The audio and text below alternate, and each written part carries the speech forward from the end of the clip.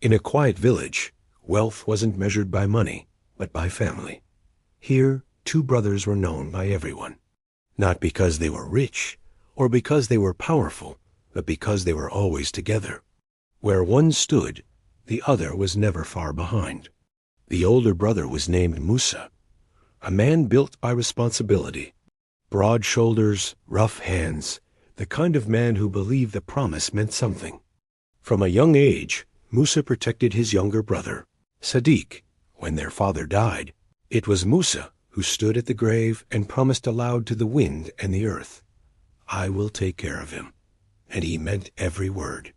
The younger brother was Sadiq, quiet, soft-spoken, always listening more than speaking.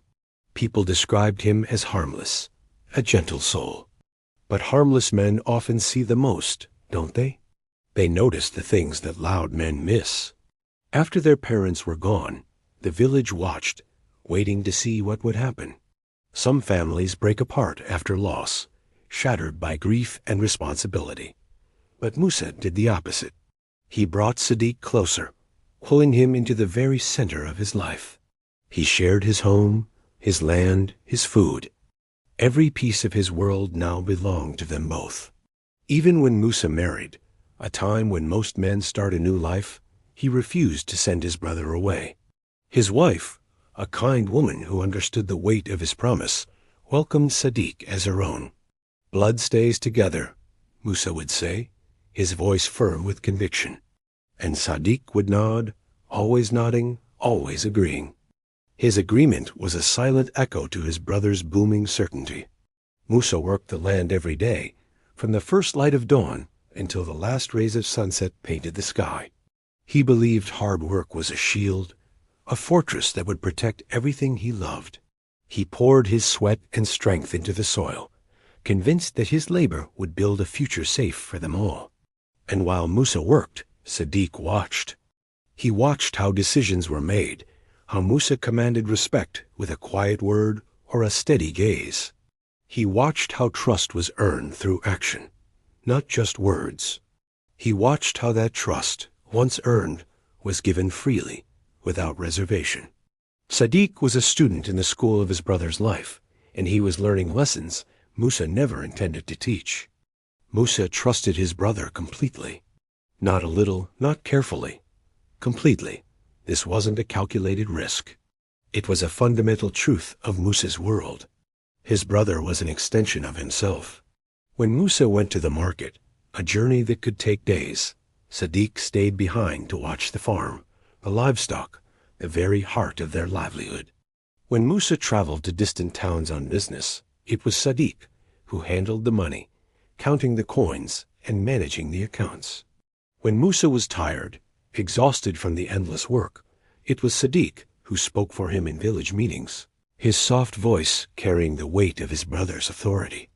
The villagers praised Musa for his unwavering loyalty. "You are a good man," they would say, their eyes filled with admiration. Not everyone remembers family in these times. Musa would simply smile, a humble, knowing smile. He didn't see it as loyalty. He saw it as love. He didn't know that love, like loyalty, can be studied and used. He didn't understand that the most profound acts of devotion could also be the most effective tools of observation. Soon, small changes appeared. They were like tiny cracks in a great wall, small enough to ignore if you weren't looking for them. A sack of grain missing from the storehouse. A few coins misplaced from the money pouch. A harvest that was just slightly smaller than expected. Small things, trivial things. Musa, ever trusting, blamed himself. His mind, occupied with grander responsibilities, found simple explanations. "I must have counted wrong," he'd mutter, rubbing his tired eyes. "I must be more tired than I thought." Or the most dangerous excuse of all, "I trust my brother. He would have noticed if something was wrong." And Sadiq, standing beside him, was a perfect mirror of concern.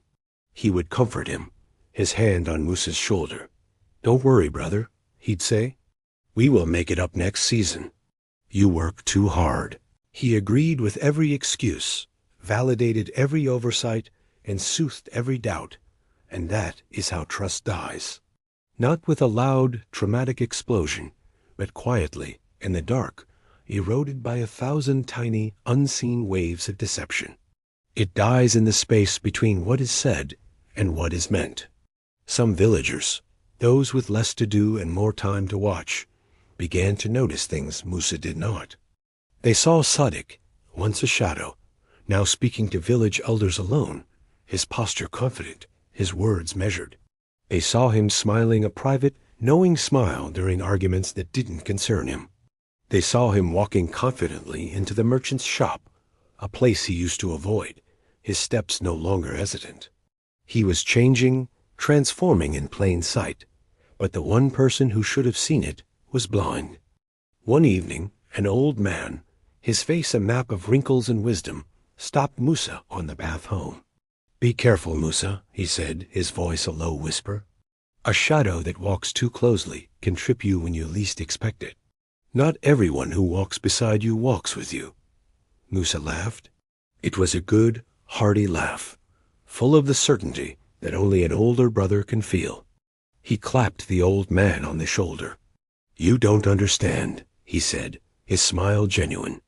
"That is my brother, and that word brother, which had once been his strength, his promise, his entire world, now became his blindfold. It was a shield he held up against any doubt, any warning, any uncomfortable truth. It was the one word that prevented him from seeing the man who stood right in front of him." That night, and for many nights after, Musa slept peacefully. His breathing was deep, and even the sleep of a righteous man who believes his world is secure. He believed that danger always came from strangers, from the outside world, from the storms that rage beyond the horizon. He never knew, not for a single moment, that sometimes the greatest danger doesn't knock on the door. Sometimes it's already inside. Sometimes it sleeps in the very next room, breathing the same air, waiting for the perfect moment to strike. Please don't forget to like, subscribe, and comment. For part 2, if you liked the story and want more, comment yes. Visit the African Secrets TV and also Whispers of the Dark for more epic drama content. Help us reach 10,000 subscribers.